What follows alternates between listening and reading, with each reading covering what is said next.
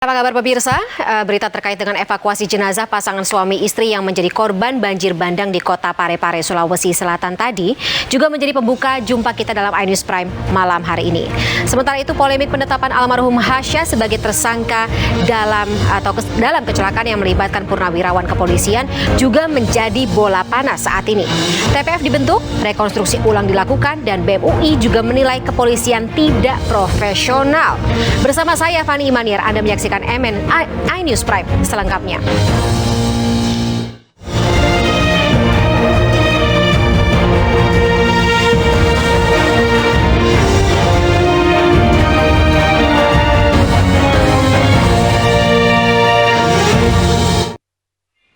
Kita ke informasi pertama pemirsa, mesin percetakan yang berada di dalam rumah warga di Ciracas, Jakarta hangus terbakar diduga korsleting listrik.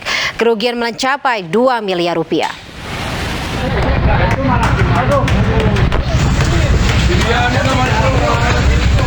Kepulan asap hitam tebal membumbung saat kobaran api membakar sebuah mesin percetakan yang ada di dalam rumah di Jalan Raya Sentek, Ciracas, Jakarta.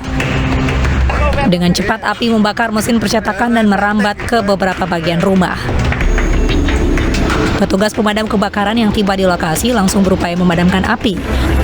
Suara ledakan beberapa kali terdengar saat kebakaran terjadi. Diduga kebakaran terjadi akibat korsleting listrik dari mesin percetakan. Kerugian mencapai 2 miliar rupiah. Rumah percetakan.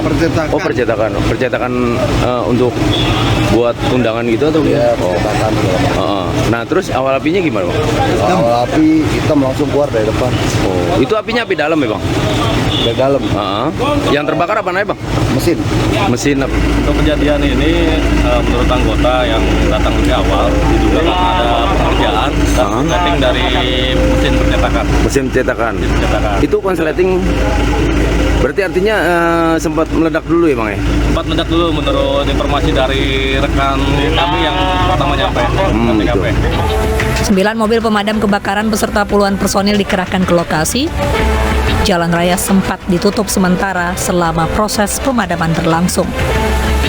Dari Jakarta, Rio Manik, iNews melaporkan. Ya, sementara itu pemirsa, sebuah mobil bak terbakar saat mengisi bahan bakar di SPBU Karangmoncol, Pemalang, Jawa Tengah. Warga dan juga petugas SPBU berupaya memadamkan api yang membesar. Kebakaran, mobil kayak berarti nang mobilnya kayak. Sebuah mobil bak terbakar di tempat pengisian bahan bakar SPBU Karangmoncol, Pemalang, Jawa Tengah.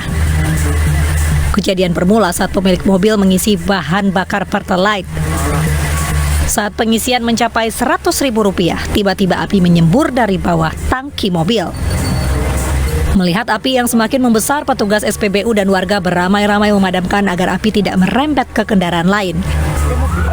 Api bisa dipadamkan dengan bantuan dari tim pemadam kebakaran setempat. Supirnya orang mana, Pak? Karangmoncol berarti. Karangmoncol. Supirnya itu nggak tahu, lari. Tapi gila. Malah meninggalkan. Untuk penyelamatan penarikan sendiri pakai apa, Pak? Pakai manual rombongan? Kalau itu damkar ke sini sudah posisi di sini, tapi informasi Tidak ada korban jiwa dalam peristiwa ini, namun kerugian mencapai puluhan juta rupiah.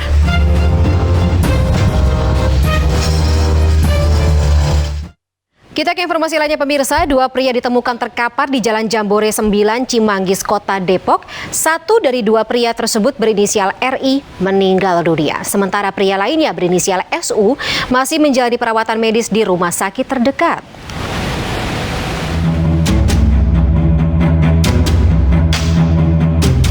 Dua pria ditemukan terkapar di Jalan Jambore 9 menuju Pondok Rangon, Harjamukti, Cimanggis, Kota Depok. 1 dari 2 pria tersebut berinisial RI meninggal dunia. Sementara pria lainnya berinisial SU masih menjalani perawatan medis di rumah sakit terdekat. Saat dimintai keterangan usai sadar dari masa kritisnya, SU menyampaikan kepada kakak RI bahwa mereka baru saja menghabiskan malam di sebuah kafe dan sempat terlibat cekcok oleh pengunjung kafe lainnya. Korban bersama sejumlah rekannya sempat dikejar oleh pelaku dan sepeda motor yang dikendarai korban ditendang hingga terjatuh. Korban tewas di lokasi kejadian lantaran mengalami luka pada bagian kepala, sementara SU mengalami patah tulang pada bagian kaki. Minum-minum ada terjadi percekcokan dengan pengunjung lain. Ya pengunjung lainnya itu ini penuturan dari saksi juga ya. Udah lama sering ke sana, jadi ibaratnya pasien tetap di sana lah. Itu pulang sampai pulang masih cekcok. Puncaknya pas pulang itu dan korban dan temannya dengan temannya yang lain itu diarahkan ngambil jalan lain pulang gitu kan. Nah, pas pulang dikejarlah sama satpam sama pengunjung yang cekcok tadi. Jadi tadinya berlima, kurang lebih 3 motor jadi tercerai-berai. Hingga kini polisi masih mendalami kasus tersebut dengan melakukan pemeriksaan di kafe hingga lokasi korban tewas. Kita beralih ke informasi lainnya pemirsa, polisi menggelar rekonstruksi ulang kecelakaan maut yang menewaskan mahasiswa Universitas Indonesia, Hasya Atala. Rekonstruksi digelar dengan menghadirkan pengemudi SUV yang menabrak Hasya di Jalan Srengseng Sawah, Jakarta Selatan.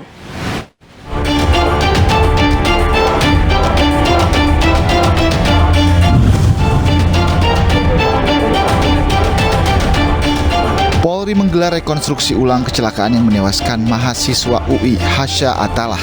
Total ada 9 adegan yang diperagakan, namun saat reka ulang, keluarga Hasya Atala tidak hadir.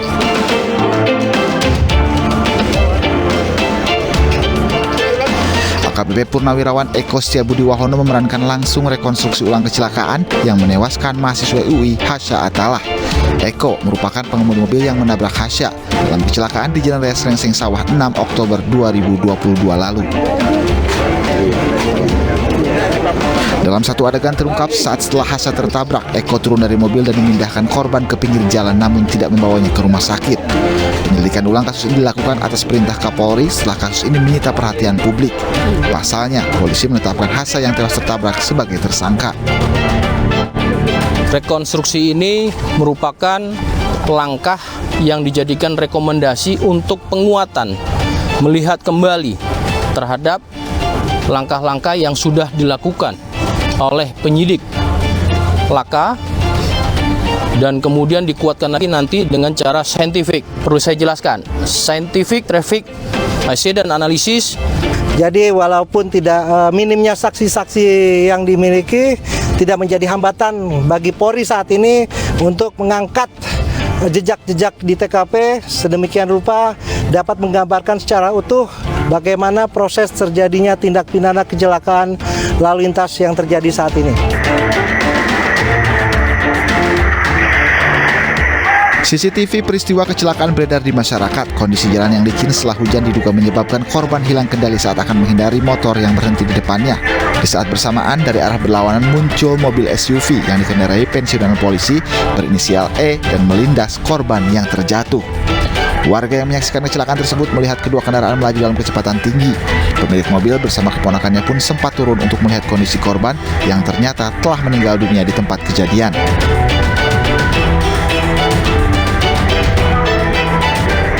Enggak pergi dulu, bentar tahu menghindari mobilnya dulu, parkir. Oh, parkirin mobil ya. Iya, terus yang turun ponakannya. Dia turun, terus dia lihat dompet-dompetnya kali, dia alamatnya mana rumahnya tuh anak itu kan. Akhirnya mau dibawa ke rumah sakit. Mau dibawa rumah sakit juga cuma kata KRT. Menurut warga, kecelakaan di lokasi ini juga bukan pertama kali. Diduga faktor kondisi jalan yang sempit dan ada beberapa sumur resapan di tengah jalan membuat lokasi ini menjadi rawan terjadi kecelakaan.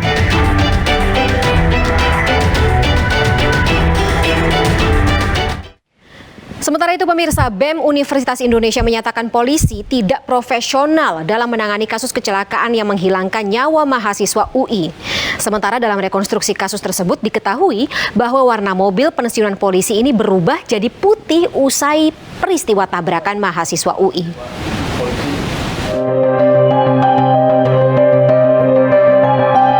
Badan Eksekutif Mahasiswa Universitas Indonesia menyatakan Polda Metro Jaya tidak profesional dalam menangani kasus kecelakaan yang menghilangkan nyawa Hasya. Ketua BEM UI, Melkisedek Huang, menyebut ketidakprofesionalan tersebut terlihat karena Kapolda Metro Jaya Irjen Fadil Imran baru membentuk tim khusus setelah korban dijadikan tersangka. Diketahui bahwa penetapan almarhum Muhammad Hasya Atala Syaputra, mahasiswa UI, sebagai tersangka dalam kecelakaan lalu lintas mengundang polemik, bahkan menjadi sorotan sejumlah pihak. Kepolisian telah membentuk tim pencari fakta yang terdiri dari internal maupun eksternal. Adapun tim eksternal akan melibatkan pakar transportasi hingga pakar hukum. Sementara tim internal akan terdiri dari bidang hukum Mapolda Metro Jaya hingga Direktorat Lalu Lintas Polda Metro Jaya. Sementara itu, polisi telah menggelar rekonstruksi kasus kecelakaan yang menewaskan mahasiswa UI.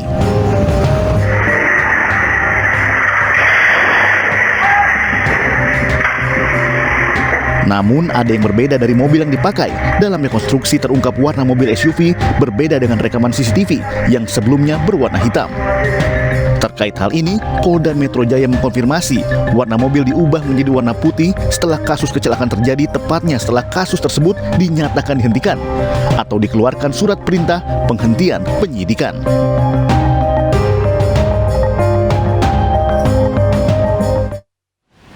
Kita beralih ke informasi lainnya pemirsa, tergiur dengan iming-iming uang sebesar 500 juta rupiah dari Wawon Erawan alias Aki, membawa Solihin alias Duloh ke dalam pusaran kasus pembunuhan berantai. Meski telah membunuh 7 dari 9 korban, namun pria berusia 63 tahun ini tidak kunjung menerima uang yang dijanjikan.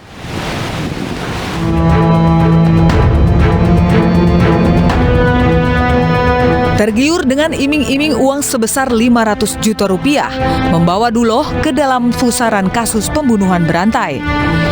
Doktrin dari tersangka Wawon Erawan tentang sosok sakti pemberi kesuksesan bernama Aki Banyu membuat pria yang sehari-hari berjualan es cincau ini terperangkap. Pembunuhan demi pembunuhan terus dilakukan Duloh setiap menerima perintah dari Aki Banyu yang belakangan dia ketahui adalah Wawon. 7 dari 9 korban dieksekusi oleh Duloh, baik dengan cara diracun maupun dicekik. Duloh sendiri mengaku sudah kerap menagih uang 500 juta rupiah yang dijanjikan Wawon. Namun, Wawon selalu mengelak dengan dalih uang akan diserahkan jika semua pembunuhan yang sudah dirancang selesai dilakukan. Solihin alias Duloh telah mengakui seluruh perbuatannya dan meminta maaf kepada seluruh para korban serta siap menerima hukuman.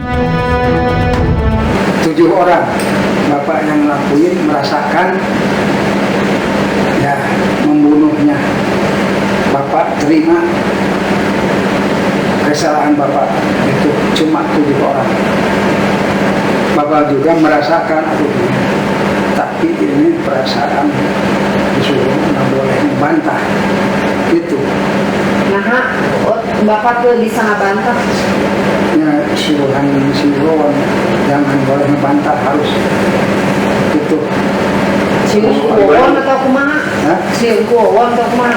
Kibanyu itu, dulunya Kibanyu. Penyidik Polda Metro Jaya hingga kini terus menyelidiki kasus pembunuhan berantai tersebut dan masih menunggu hasil ekshumasi terhadap jasad para korban.